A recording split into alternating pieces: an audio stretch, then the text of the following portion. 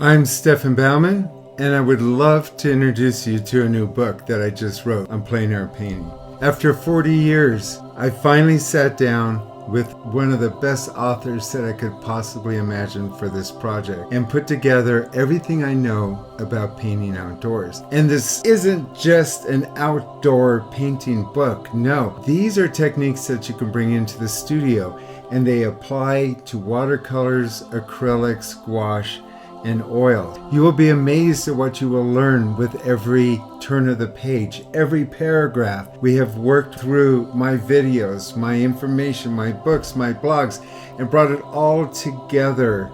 And over 2 years of editing, we brought it down to just the facts. This painting book has over 400 pages and almost 500 illustrations. If you see my videos and if you read my blog and you follow me on YouTube, you know that there's a lot of information.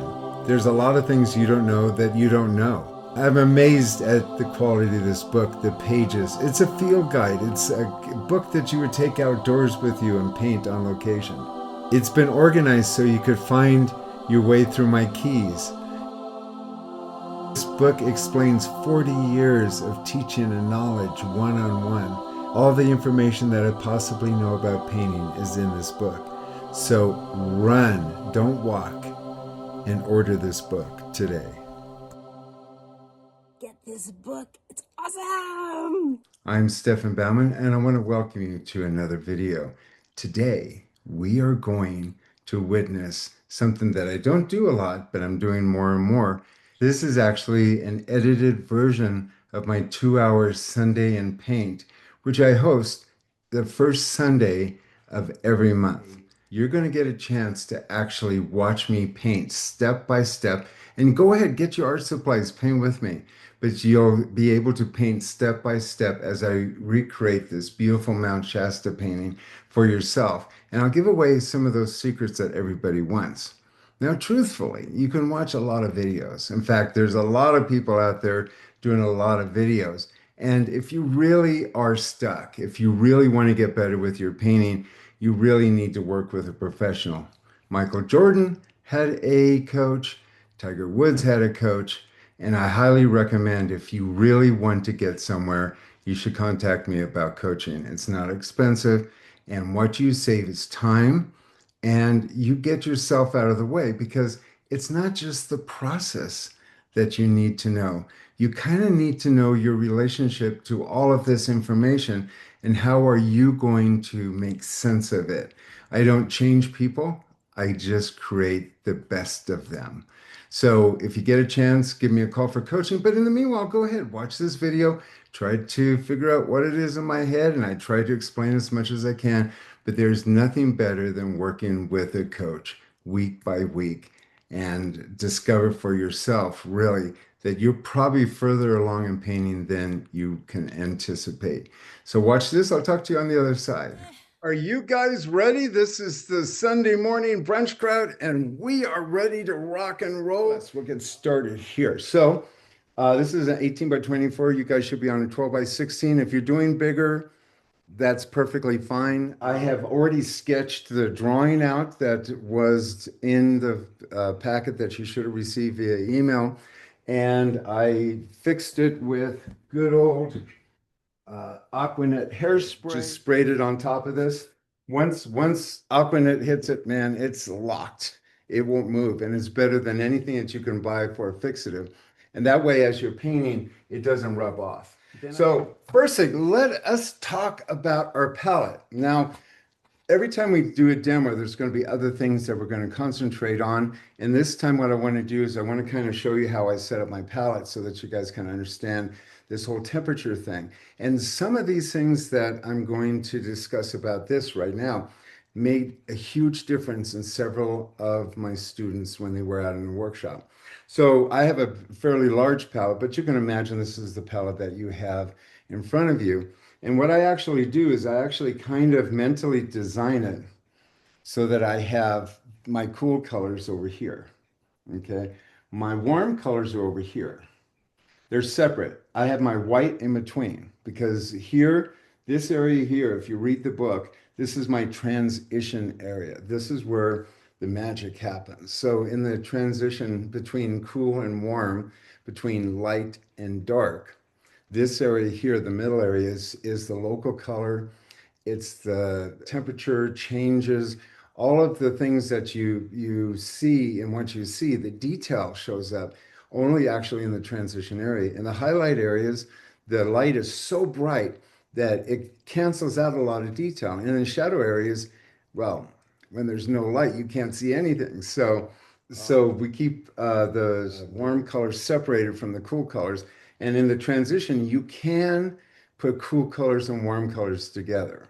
So just kind of keep in mind. Now, some of you who are kind of dealing a little bit with this, and if you do this enough, I've got students that have been with me for a year now. And just yesterday, one of them asked me, I still don't get that whole temperature thing.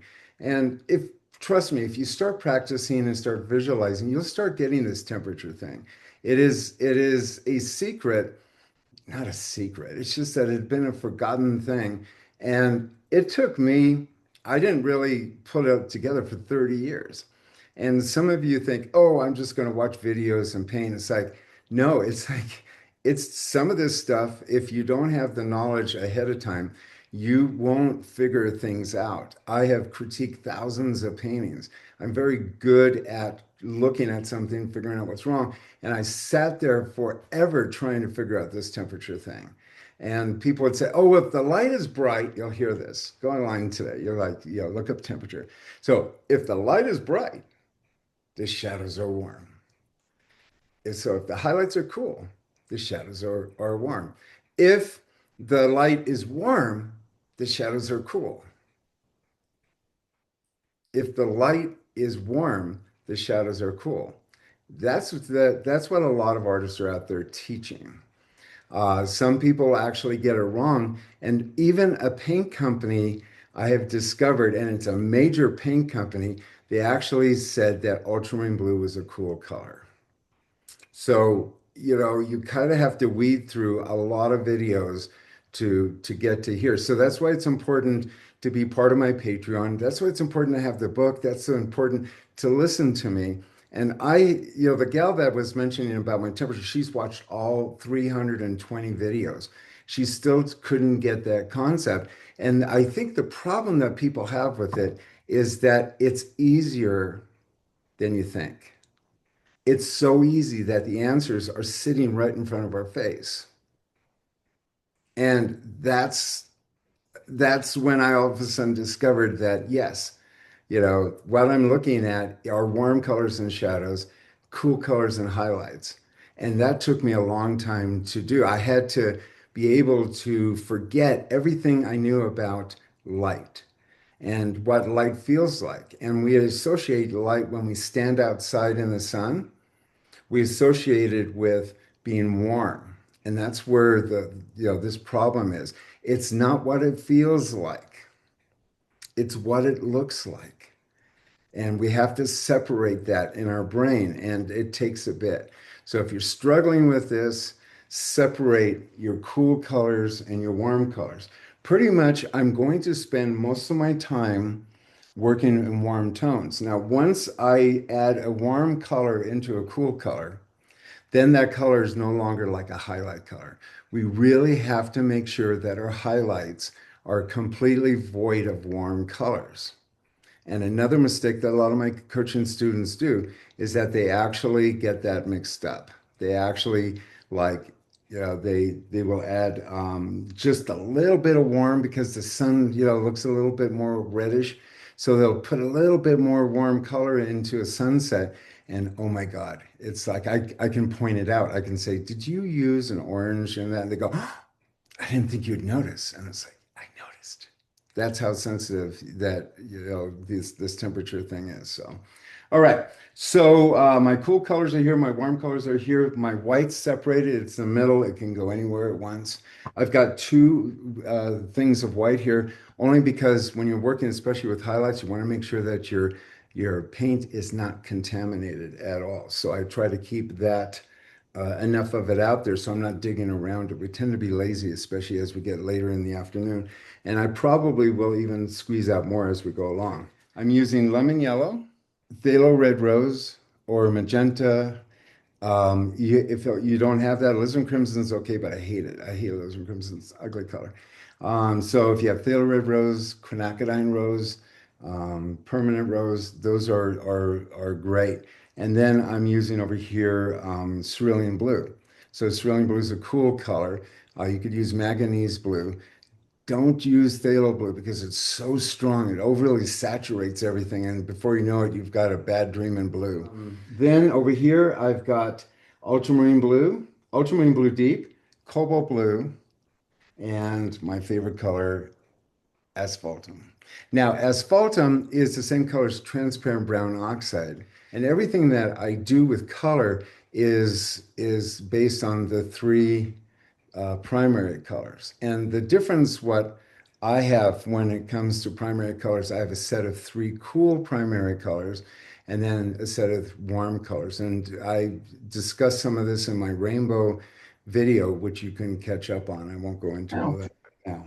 So let's get started. I'm going to take the asphaltum. So one of my favorite colors, this is the gray. A lot of artists use this gray. It's ultramarine blue deep and brown. So, okay, so see it, what a beautiful gray that is. And I'm just going to start putting this on top of mine. So the light's coming from the right-hand side. I'm actually going to take some white. This is why I kind of like having a palette so that you can almost just see it right. I'm going to add a little bit of lemon yellow to that. Because over here, I actually want to create the feeling of more light. Okay, so now I'm going to put the sky peeking through the clouds. Everything out here is warm that I've painted, and I'm putting cool color in. Now you're going to get a separation of temperature. And can you see how that shows up? There's no such thing as mixing up a muddy color. Even mud has its own color to it. But where a painting starts to get muddy is if your highlights are warm and your shadows are warm. So this blue sky back here is like atmosphere being lit up. And so it's going to be cool. Whenever we talk about lit up light, lightning, anything that has light in it is going to be a cool color. So, and then the rest of the shadows are warm. And that gives us the effects that we want to get. As everything comes down here, I'm going to put some sky in here, like I said. It gets cooler as we get down here. So I'm taking my white over here with my cerulean blue over here. Now, I said it gets cooler. So here's where some of these oxymorons and things that happen in your head, you go, I'm going to stick some yellow into it. I know most of you are like, yellow's a warm color. Don't. But actually, it's a cool yellow. This is why temperature is so important to understand. It's a cool yellow. And everybody knows that if you mix yellow with blue, you get green. So I'm making it more turquoisey. So, and I don't know if you're going to be able to see the contrast of that, but that is actually cooler than this, and that's cerulean blue. And a lot of people think blue is the coolest color. Now you're adding yellow, which in your brain thinks that's why. So that's why we have to separate what we know. We can't bring in what we think it is. We kind of have to know. This goes through study. And this is why it's so easy and yet so hard. And this is why you could go through thousands of videos. I invite you. I invite you to spend the rest of the day today looking up videos on temperature, and you're going to see that artists don't discuss it. It's so important. It is crucial to understand this stuff, guys. I'm adding yellow to blue to make it cooler. Craziness. And you know what? I'm going to make it even cooler yet. I'm going to take this and I'm going to add even more yellow into it. I know. Yellow is a warm color. Don't do it, Stefan. Yeah, more yellow into that. I'm Stefan Baumann, and I would love to introduce you to a new book that I just wrote on plein air painting. After 40 years, I finally sat down with one of the best authors that I could possibly imagine for this project and put together everything I know about painting outdoors. And this isn't just an outdoor painting book. No, these are techniques that you can bring into the studio, and they apply to watercolors, acrylics, gouache, and oil. You will be amazed at what you will learn with every turn of the page, every paragraph. We have worked through my videos, my information, my books, my blogs, and brought it all together. And over 2 years of editing, we brought it down to just the facts. This painting book has over 400 pages and almost 500 illustrations. If you see my videos and if you read my blog and you follow me on YouTube, you know that there's a lot of information. There's a lot of things you don't know that you don't know. I'm amazed at the quality of this book, the pages. It's a field guide. It's a book that you would take outdoors with you and paint on location. It's been organized so you could find your way through my keys.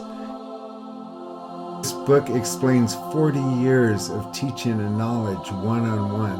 All the information that I possibly know about painting is in this book. So run, don't walk, and order this book today.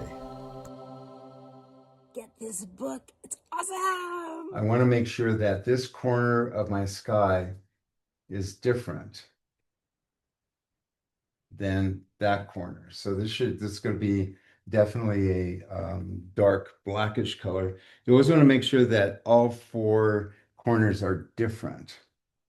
And I'm going to take some of that turquoise color, the white with lemon yellow and cerulean. I keep dumping, even I get confused while I'm painting. So that's why I say you should cut your palette off so you know which side is which.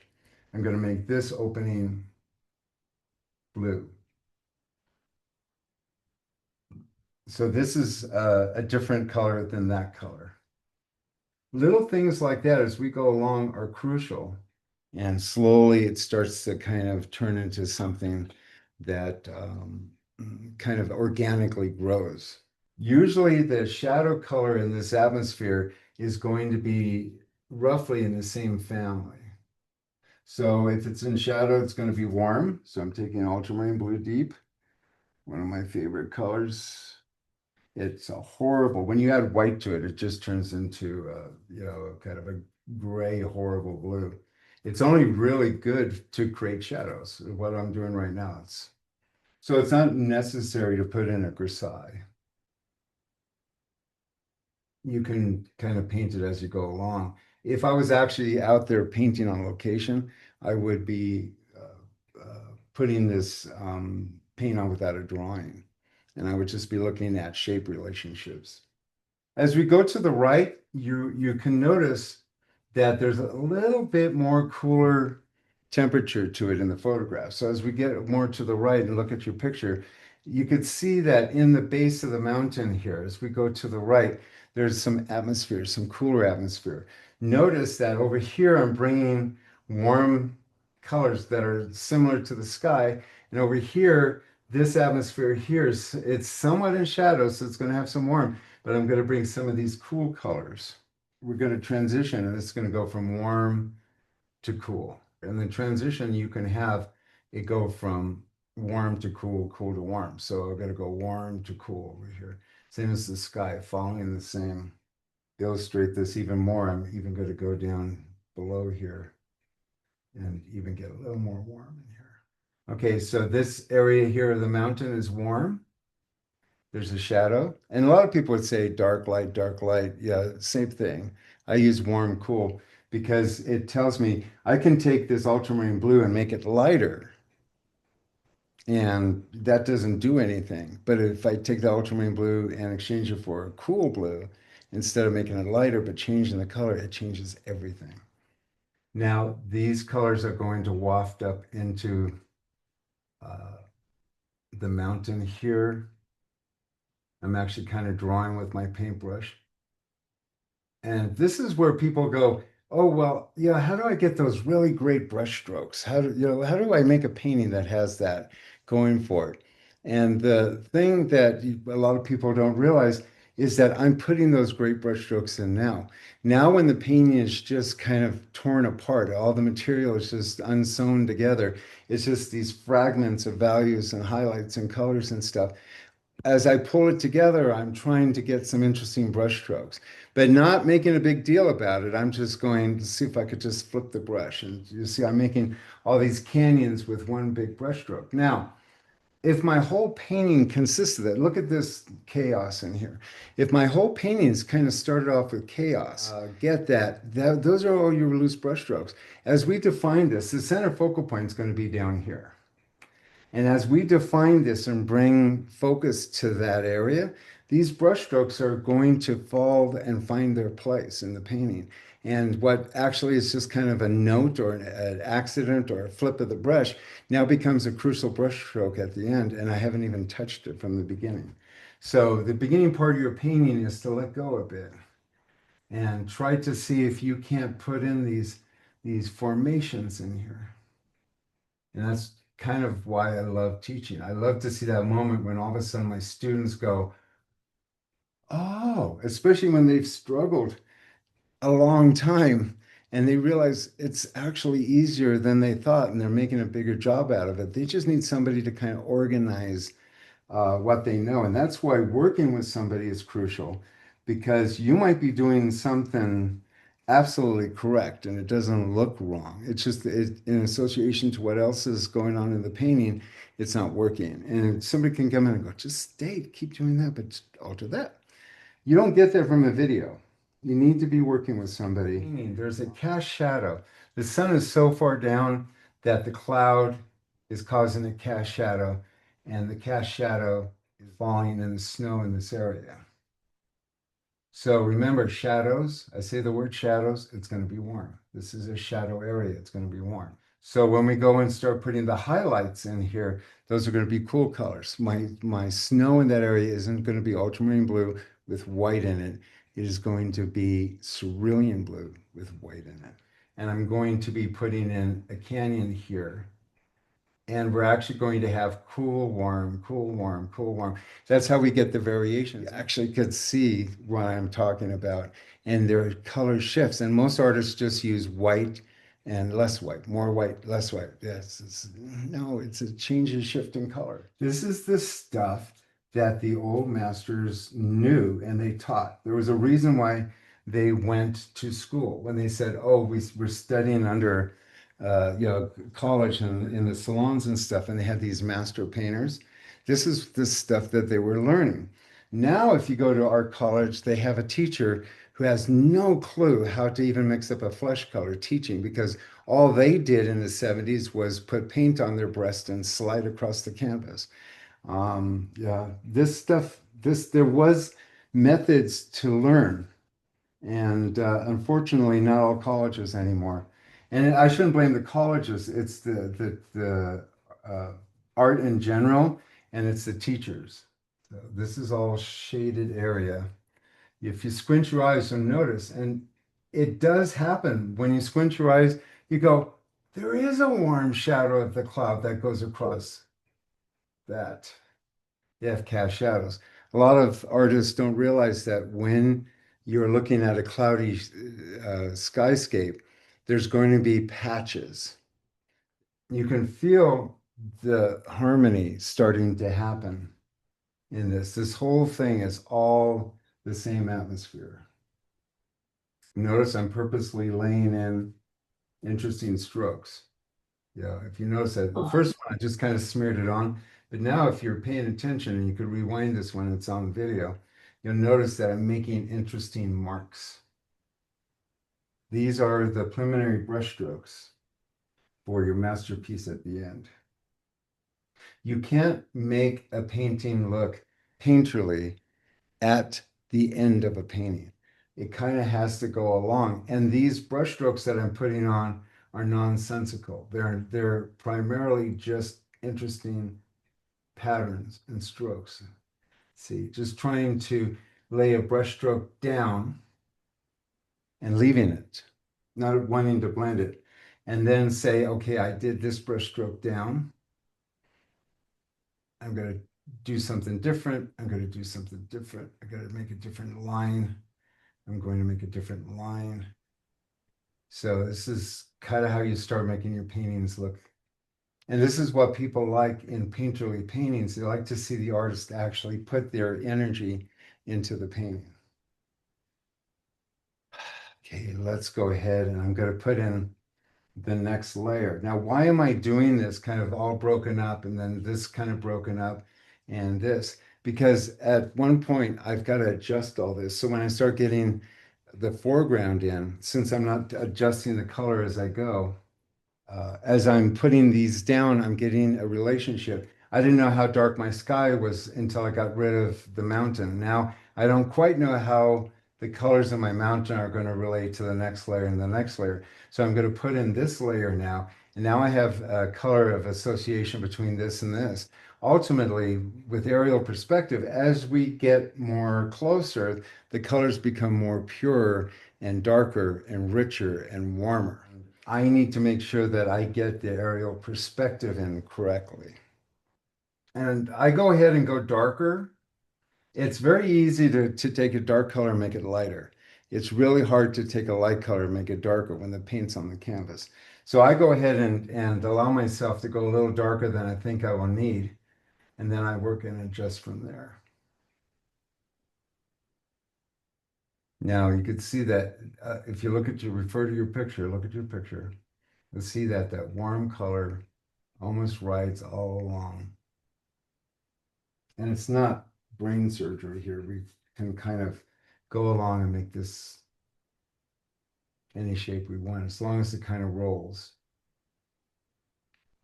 But there's definitely a strong division. And that strong division is warm.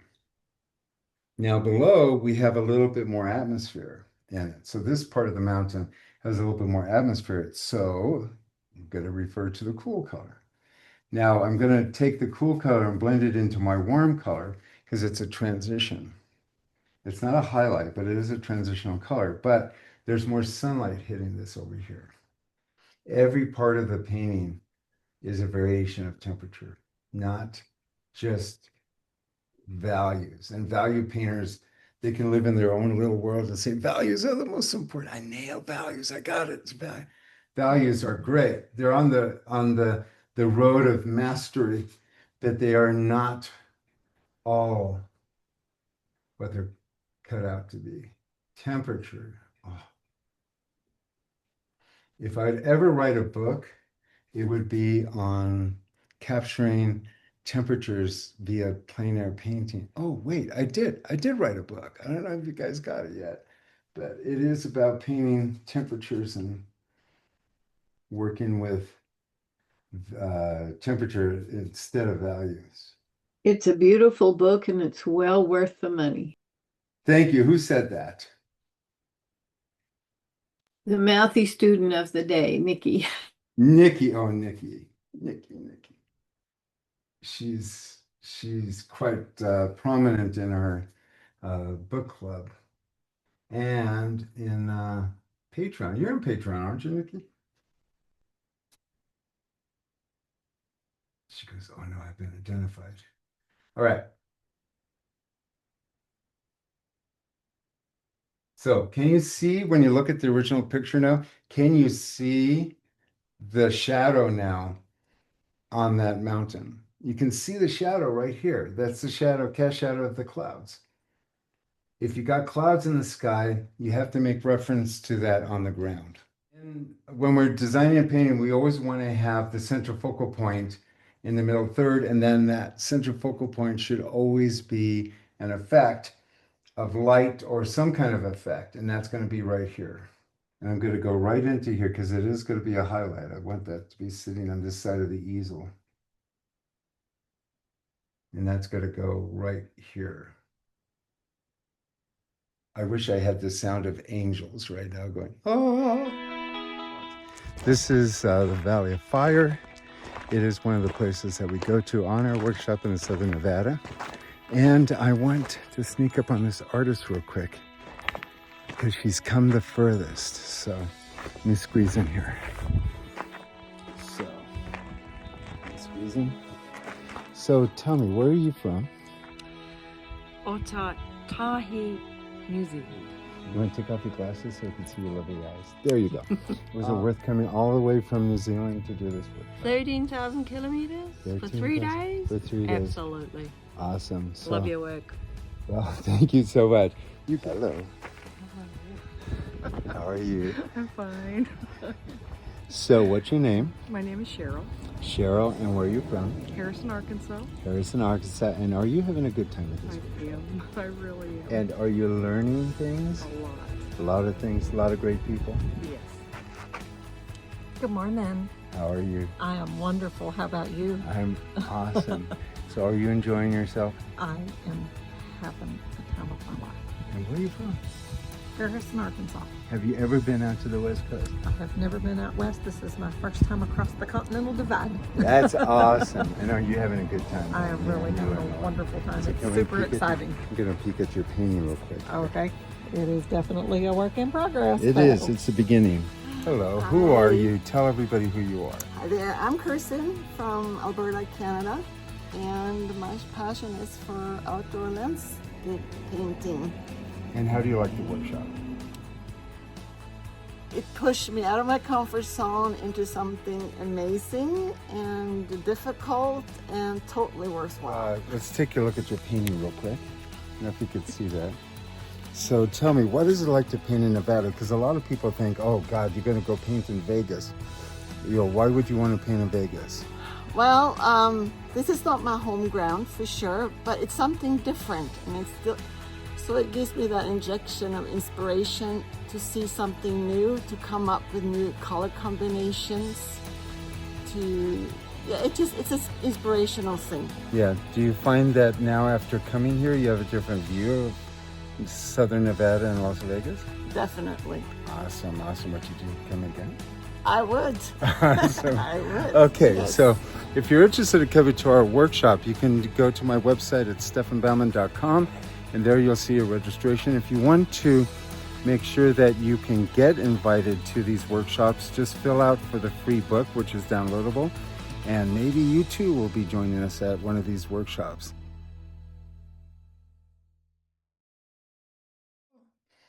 But I don't, so you'll have to kind of imagine angels singing here. And then we want to transition. This is going to be boom. This is where, and it's, well within third. It's actually, in third. The middle of the painting, I believe, is right here. So it's still in the middle third. Now I'm going to be taking that, I'm going to be transitioning that into that. And now I'm going to go into the warm colors. Ultramarine blue. I'm going to add some yellow into it because it is a meadow. So I can use that in the transition. I'm going to warm this up over here. See the warm? So I'm not just taking this color here and adding white to it to get light. This is a different color than this over here. This is a warm ultramarine.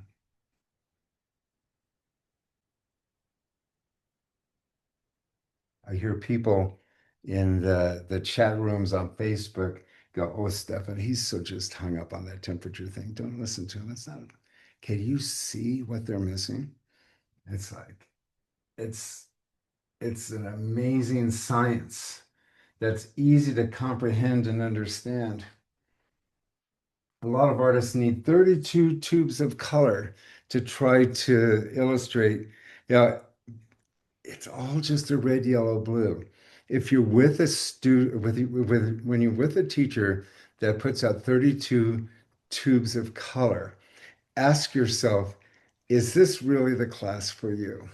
Because carrying around 32 tubes of color on location is not an easy job.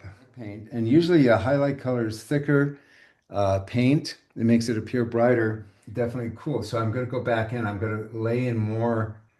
It needs to be yellower, more yellow. Remember, it's not white. Got to get a color in it to make it look lighter. The color to it will actually make it look lighter. And I'm putting that back on, and I want to push. I always am working from the light into the dark. You don't ever want to get the warm into the cool. You want to keep your cool solid. Look at how that glows. Look at, I mean, already it's even brighter and lighter than the canvas itself, which is white. Now, some of you think you have found the Holy Grail. Some of you go, "Oh my God, nobody's painting with Mirage oil. I'm going to be the one artist that makes Mirage oil at $90 or $100 a tube. I'm going to use that. That's going to be my secret weapon." And I'm not even going to tell anybody that I'm using it. But it's like, oh yeah, that's going to be my secret weapon. Well, I got news for you guys. Look when it's just as good, and it's a hell of a lot cheaper. So Mirage oil is expensive, and Liquid is actually designed, to be like a Mirage oil. I don't. So the reason why there's so much brown in this is if the default color of light is, a variation of lemon yellow, uh, magenta, and cerulean blue, if that's the default color of shadow is that color.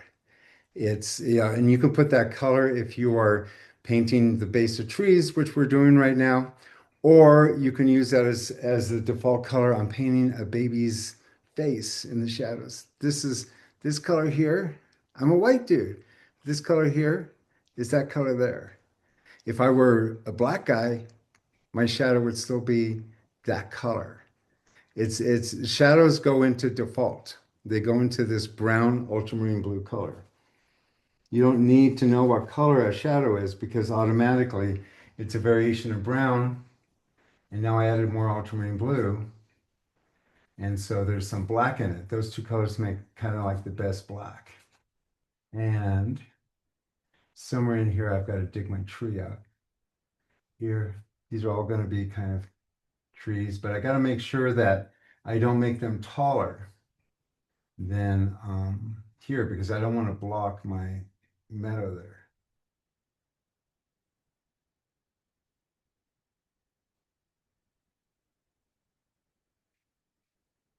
And it's this contrast that we have here. See that becomes the central focal point. I think painting is a process of surprises. Things, I always talk about that point of, oh shit. That's where creativity is created. It's created in the mistakes. It's created in eliminating the boundaries.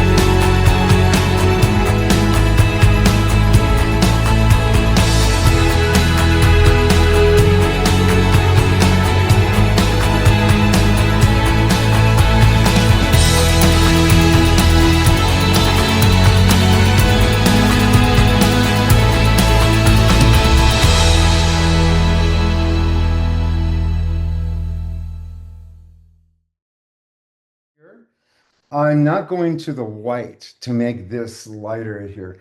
I'm actually going to the yellow, and I'm going to be bringing the highlight colors in here, or the variations of highlights and stuff in here, but just adding yellow to the asphaltum and the ultramarine. So I'm sitting out here in the darkness, and I'm just covering the canvas.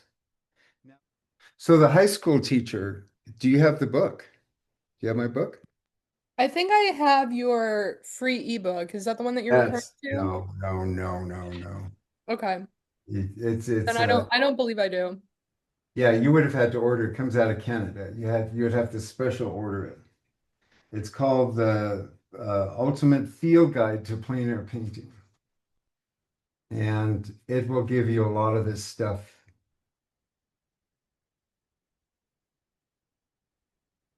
wrapped up in a nice little package. It's 400 pages and 500 illustrations. So I'm going in, and you saw me put that green in, and that's like the base colors that we go across. And now I'm taking more ultramarine blue and asphaltum. Again, there's no white or anything, and there's no white in this. That purely is pure yellow out of the tube.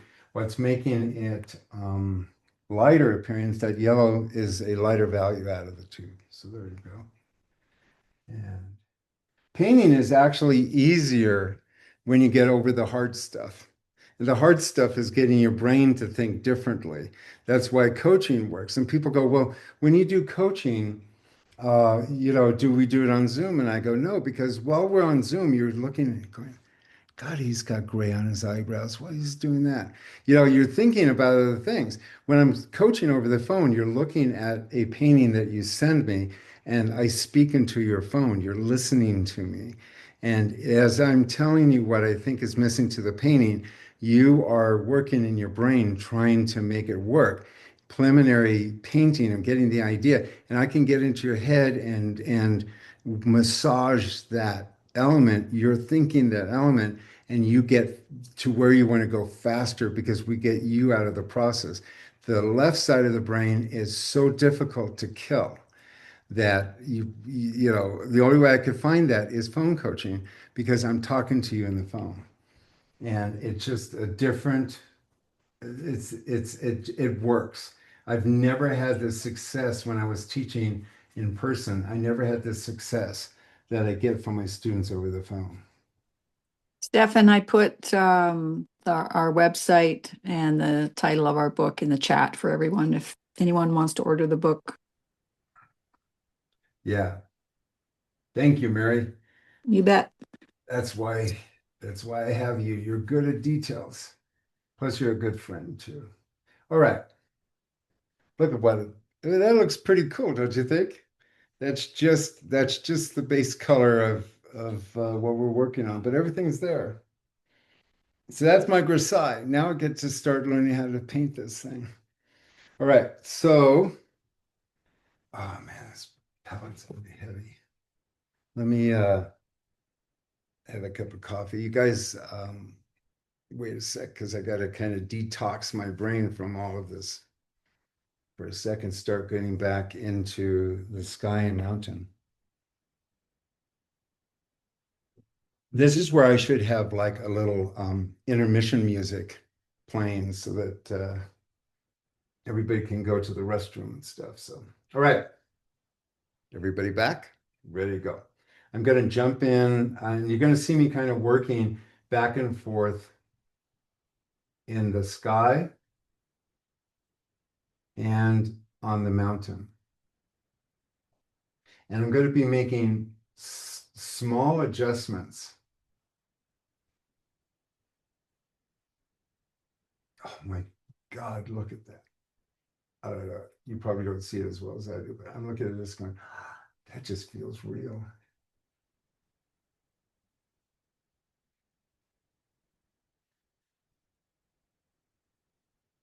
So we're into this an hour and 21 minutes. Okay. Now, I know because of living up here, I know that the light comes from the right as a sunset, and this side of the mountain is going to be in shadow. So if it's going to be in shadow, I'm going to mix up a lighter shadow color. That's an oxymoron, I know. A lighter shadow color. And I'm going to start laying in the snow here. And I haven't changed my brush yet. I know what's missing. Mimosa time. All right. No brunch is complete without mimosa. So, ultramarine blue and white. And I have to kind of it's got to be light enough so that it's separate from the rock formations that are there. It's not dark enough. There's no light hitting this, so that has to definitely be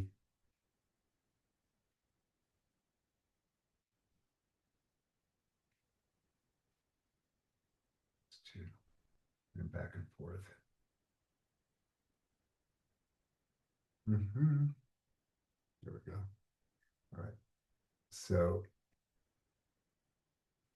and since the painting is a little wet at this point, you got to kind of lay this on top of that. And you need to refer to your photograph, and you're actually drawing at this point the shape. Now, a lot of paintings, when we did the first Mount Shasta, a lot of you just kind of were a little sloppy at this point. And you go, well, it's just, every mountain has its beauty marks. Every mountain has where the glaciers go and stuff. And if you start kind of allowing little things to be not important, thinking, well, it's just any mountain USA. You do that enough, and before you know it, you're not even in the USA anymore. You're painting the Matterhorn or some other mountain.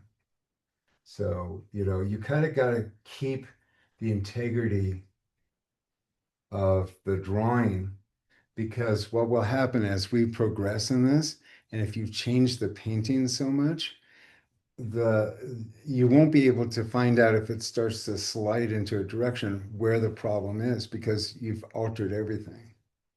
So a little bit of science here, kind of keep it under control. Make sure that you have hard and edges up against the rock formation so that you can see where the rocks are. So I'm going to go back into the sky. See, I got to go back in the sky, so I got to get the sky color, which is cool. I'm not going to be lazy. And that little turquoise peeking out from behind that mountain is going to give me a really beautiful. I want to have a hard edge back here, but if I have a soft edge and a temperature change, that's going to make it stunning. So drawing is crucial. I'm drawing this on here. Drawing is crucial. Painting is drawing in color.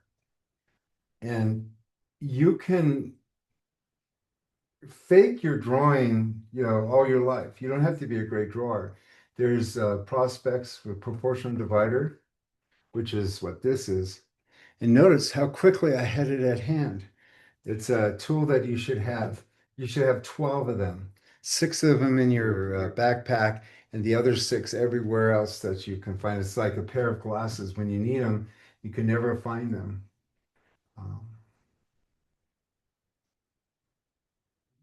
This doesn't have to bring brain surgery, but I want to have some interesting forms here, formations. So I'm just I look across and I go, oh, that's kind of interesting, and I kind of recreate that.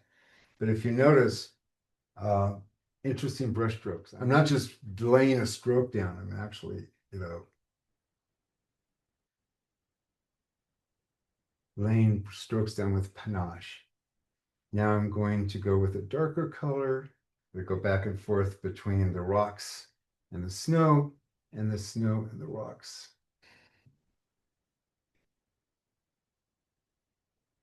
But I do like to have a lot of that on my canvas. Okay, so I'm more concerned actually with shadows at this point. So I want this area to be in shadow. And ultramarine blue and asphaltum with some white.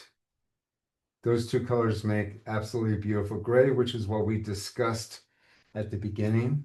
Right where this cloud hunkers down on top of this mountain here, I've got more ultramarine blue and asphaltum right in there. And it's darker. I can teach you a simple way, and this is the thing behind teaching, is that we in Western society love cooking shows, and we love how-to books, and we have even how-to books for dummies, because people love the process of things broken down, broken down, broken down. Back in the 60s, there were a series of books called the Walter Foster books, which would take one of these paintings by a famous artist, and then the famous artist would break it down into cooking recipes. And so first you would do the sky, and then after that you would do this, and then you would do this. And a lot of painting demos are done that way. We're going to do the sky. Everybody get their crayons out and let's do sky. And then the next thing is I'm going to show you how to break down the mountain by a triangle. And we're going to break a triangle into two triangles, and then we're going to make a circle. And that's the recipe for that. And now we're going to do a tree. And the process of that is that they're trying to simplify the chaos that's in our brain. Artists don't create that way. They create spontaneously, working on happy accidents and things that are happening in front of them where they're going, oh shit, people are watching and I need some time to figure this out. There are people that teach painting that while they are painting the demo, they don't talk. And they do not want to have anybody interrupt them because they're trying to stay to the recipe. It is an unnatural way to paint. This is a natural way. This is the way artists paint. They kind of sculpt it like a big clay and then they twist it and bend it and fold. This is how a painting's created, not recreated off of an idea that's already been published. If you see people out there working on their computer and they say, oh, well, I've got to use that Photoshop and I'm going to cut this out here and I'm going to place it over here and then I'm going to take this over here and place it over there and then go over and I'm going to change all the blues to a more greener blue and saturate the foreground and then boom, Photoshop gets a picture. Then they sit there and then they copy that. That is not creating a painting. Creating a painting is putting a brushstroke down and trying to figure out what the next brushstroke does in relationship to the brushstroke that you just did. It's not an AI process. It is a creative process. And this is why in the future, artists who create paintings are going to be sought after as opposed to people who are just taking a digital AI concept and then reproducing it in oil. It's an entirely different mindset. So those of you who are learning how to create a painting are going to survive the AI massacre that's going to be coming down because it will be all about your interpretation of the moment. And that's what we're doing right here, is that I have not a clue or a plan to know what I'm going to do here till I get there. And I don't really even have a picture to go by. All I know is that this is going to be cool, that's going to be warm, and I got to make interesting shapes. Okay, so I'm going to put in highlights in here. I'm going to start putting the light in the snow. In the area of highlights, you may not have any warm colors whatsoever. They have to be cool. If you look at this, see, that's my yellow there. In my, in the process of painting. Now, some of you would sit there and you'd go, I know, because I see you guys in my classes. They, they go, oh, there's a clear pathway. Ah, uh, I got some clean yellow. Yay. Now I can go buy my hamburger because I didn't spend money on my yellow. It's like, no, you don't do that. When your color's contaminated, you squeeze some fresh one out. Before you put in a highlight, you assess your palette. Do I have three cool colors over there? See? Uncontaminated. My yellow is just a mess. So I had to put some fresh out there. Then I have to kind of assess where I'm going to mix this because I can't mix any color over here. There's no room. But a lot of you paint on top of this, and you expect something to come out clean and fresh and wonderful. And you're painting on this mess. If it's on the palette, it's going to find its way on here. Crucial. A lot of you are messing up your paintings not because you don't have the talent, you're just too damn lazy to clean your palette. And if there was no more room on here, I would take a palette knife and scratch it off and wipe it off.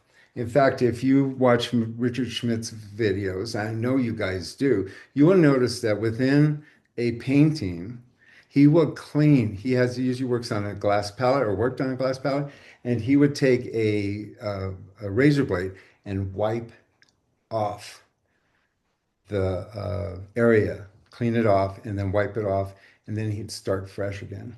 A lot of you come up with muddy paintings, and then you come up and go, why are my paintings so muddy? And I just go, because you're a sloppy painter. People go, how can you dress so well and not get any paint on yourself? And it's because I spent a lot of money on my clothes, and I don't want to have to throw them away because I'm a sloppy painter. I learned how to paint cleanly.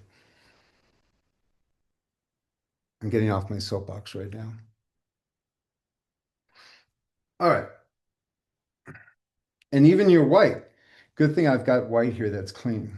When I used to take painting classes when I was 12 and 13 before I started teaching, I would be in a group full of mature women that are now my age back then. They would say, where are you setting up? And I would go, I'm setting up in that corner in the classroom. There would be like 15 students in the room. And they would go, okay, fine, I'm going to set up over there. They would stay away because I got paint everywhere. From head to toe, I'd get into my mom's car and there would be paint everywhere.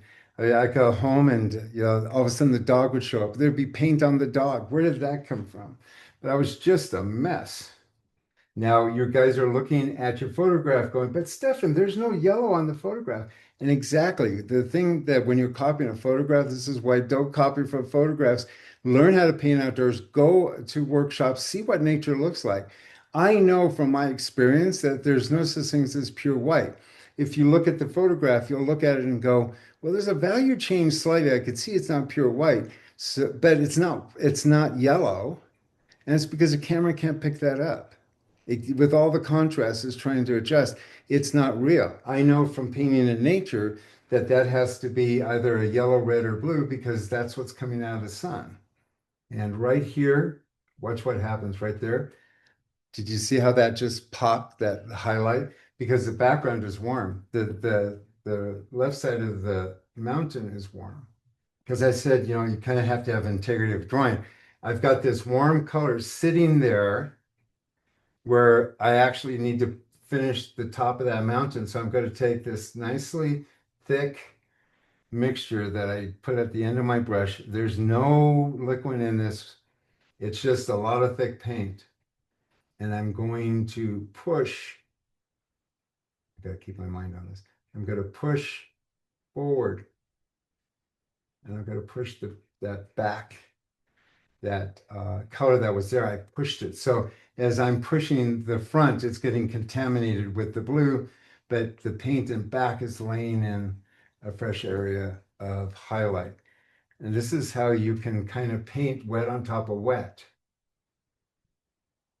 if you go just in one direction. I'm going to do the same thing here. I'm actually going to take this highlight color, again, thick paint at the tip of my brush. And I'm going to take that and I'm going to push that forward on top of here. And I can lay that paint. I can lay that paint on top of that shadow color. And yeah, the front of it is getting contaminated, but it's immediately getting replaced with the highlight color. I know, it's fascinating.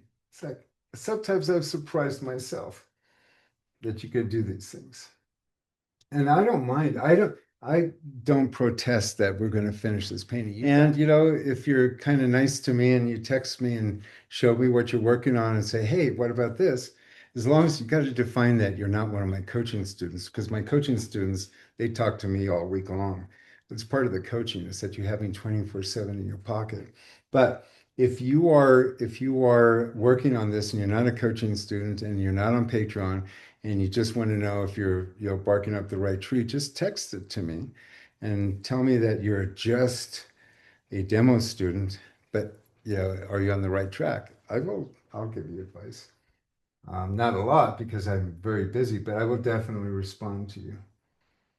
But my main philosophy in doing this, these demos, is not to break it up into a simple recipe like all the other teachers do. It's not to finish a painting and wow you with my talents that I can finish a painting in a short period of time. My intention is that when you leave here, you have a better understanding of how to get here to this point of your painting. If you start off a painting well and slowly and carefully, you will see that your painting will consistently stay in control. If you start off with chaos, I know it's an oxymoron, don't ask me to explain, but somehow in all of this chaos, beauty arises. One of the students wants to know if you share your phone number to text. Yeah, it's on every friggin' video that I've ever produced over the last 20 years. And your website. And my website. I go, if you want to give me a call, and boom, right at the bottom. In fact, when this gets put up somewhere, anywhere, segments of it, it's like I'm always marketing because if I don't do that, you wouldn't be here. People go, well, what makes you such a marketing expert? And I go, well, I don't know. You found me. It's like, I obviously have done something right with marketing. The thing is, I like to bring it to a certain level at this point that if I handed this to you, you could say, yeah, I could kind of get that done. There's enough there that I could finish it. Okay, so this area in here is has some light in it. So whenever we go light, we go with cool colors. So therefore, this area has lemon yellow in it. I'm working and mixing that yellow cool color onto that warm base that I put in originally. And I'm going to work that warm base up into here. So if you need to text me or if you want to call me for classes or have a question about anything, my phone number, get your pens real quick, is 415-606-9074. 415-606-9074. And you could even call me from Australia through WhatsApp, and it's free. If you want to order a book, go to my website, stefanbaumann.com. And right on the front page, there's a link, and that will link you to Mary's homepage, and you can order a book. If you want a little bit of coaching, you can go into Patreon. And in Patreon, you can sign up for once a month, and you could kind of float some paintings in front of me. But I have Patreon 3 times a month on a Saturday at 7 o'clock. And it's a great way to get some advice on your painting. And we also have interesting topics that we talk about too. So you could be part of that. And that's every Saturday. And it's really a good value. Of course, my coaching is great. I have podcasts. Believe it or not, I actually teach art through podcasts. And a lot of the podcasts deal with outside forces. But what I teach is a philosophy to painting, not, oh, red and blue make green. That's so limited. What I teach is kind of the brain and how it works and our relationship to colors and how that. So it's a philosophy. And so you can drive someplace and listen to all of that via podcast. And another thing, you realize that everything that I've done today on this, I've taken up time. This is a 2-hour time span. This is a bigger canvas than what you're working on. If you start off methodically and in control and follow kind of what we've been doing on this and just stay with the program and not rush it, you can accomplish a lot. Look at how much we accomplished in 2 hours with all of my talking and stopping and all this stuff. It's not about painting fast, it's painting smart. What takes a while is doing really stupid mistakes. You don't see me at any point trying to wow you with my speed, my agility to manipulate paint quickly. I'm not out here to impress you with my skill set of putting paint on the canvas. And no, I'm not really interested in trying to squeeze this out so that it's a done piece for you guys. Yeah, I could say, yeah, I can finish a painting in an hour. So what? That's not my aim. My aim is for you guys to realize that this is possible. You can be a good painter. Surprise, because that's not being productive. That's just being ego based. Right? See, I could do this, but I'll push this forward. So this tree is going to be a little higher over here. One of the things that I kind of wanted to show was how to use your brush differently. So notice I don't know if you guys noticed, but I've just used this brush the entire time. One brush, one brush. And it's Rosemary Eclipse. So here's an interesting thing to do with brushes is to push against it to make things. And that's one of my favorite strokes right there, is to kind of roll it and push. Use it backwards, and you get really some interesting effects. That's a brush stroke that I use a lot. People usually use a fan brush and go the other direction, but this is just a push upwards. So that's kind of how I would go about doing a lot of this in here. The sagebrush, I would add more blue with the yellow, and I would tap. Can you imagine all the good stuff that you're not going to see? But I would just tap the tops of these to get the sagebrush effects.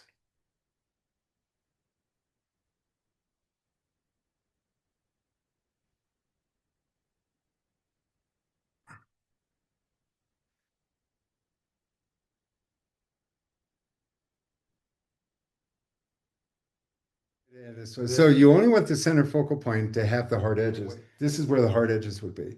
I would have these, this is a secondary, this is my main focal point. I would have secondary soft edges here. Now this becomes a secondary focal point because of the dark colors and cool colors next to each other, and there's a lot of contrast. Here I'm going to have hard edges all around here because I want the viewer to end up down in here. The harder the edges around the center focal point, everything else goes into soft focus. And if you want to see this painting, kind of done, if I kind of know you're, out there, you text me and you kind of involved a little bit, you'll get to see this painting progress a little. As the painting gets done, I'll try to text you a more finished painting of that. But remember, I have some workshops coming up. You got the book. If you want to call it for coaching, call me at 415-606-9074. If you need a little bit of help on this, even if you're not a part of the Patreon or anything, but consider Patreon. It's a good preliminary step. My coaching is not expensive. It's $180 a month, and it is well worth that. And you can ask anybody that's in this room who's coaching with me that it's a great value. If you're interested in coaching, give me a call right after this. I'm around my phone. It's the first Sunday of the month. We will have another one of these. And it will be a different thing with a cottage and fall trees or something like that. Still Mount Shasta area, because great art is created out of autobiographical. It's a part of your life. That's something that AI also doesn't understand, is having a regional sense about where you are. And if you want to create great work and you want to compete against AI, make it about your life. But until then, you guys rock. Thank you, Mary, for being part of this and helping us. And I'll see you next month. Take care. Bye-bye. Yes, I know. I know. That was a 2-hour demonstration. I cut it down for an hour because I'm sympathetic for people watching videos, but I try to give all the information you need. It is not like working with me, and students that are on my Patreon, which I highly recommend. That's a way to have your artwork actually evaluated and looked at. But working, so there's many ways you can do coaching. I recommend just get to the heart of this and figure out what it is that's working and what's not working. And let's get you painting, and painting better than you ever have in a matter of a few months. You could join me on my Patreon, which gives you a chance to do some coaching. It's not one-on-one, and I can't really deal directly with the issues that you have. Or you can buy the book, The Ultimate Field Guide to Plein Painting, and all of that information is in here. But it's kind of like studying advanced math. If you can give all the equations, you can work with all the equations, but if you don't know algebra, you can't do advanced math. And whatever is missing in your work isn't going to be found in a video. Truthfully, you need to figure out what's missing, and then you need to know how to apply that. And the only way you're going to get anywhere is with coaching. But alas, you can listen to my podcast. You can watch me on YouTube. Click here if you want to get more information, I try to give you as much information for free as I can.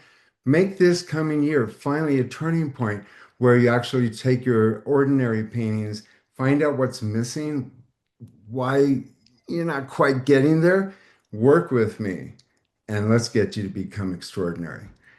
Thanks a lot for watching. Be sure to watch all of my other videos and information and give me a call. Bye-bye. I'm Stefan Baumann, and I would love to introduce you to a new book that I just wrote on plein air painting. After 40 years, I finally sat down with one of the best authors that I could possibly imagine for this project and put together everything I know about painting outdoors. And this isn't just an outdoor painting book. No, these are techniques that you can bring into the studio, and they apply to watercolors, acrylics, gouache, and oil. You will be amazed at what you will learn with every turn of the page, every paragraph. We have worked through my videos, my information, my books, my blogs, and brought it all together. And over 2 years of editing, we brought it down to just the facts. This painting book has over 400 pages and almost 500 illustrations. If you see my videos and if you read my blog and you follow me on YouTube, you know that there's a lot of information. There's a lot of things you don't know that you don't know. I'm amazed at the quality of this book, the pages. It's a field guide. It's a book that you would take outdoors with you and paint on location. It's been organized so you could find your way through my keys. This book explains 40 years of teaching and knowledge one-on-one. All the information that I possibly know about painting is in this book. So run, don't walk, and order this book today. Get this book. It's awesome.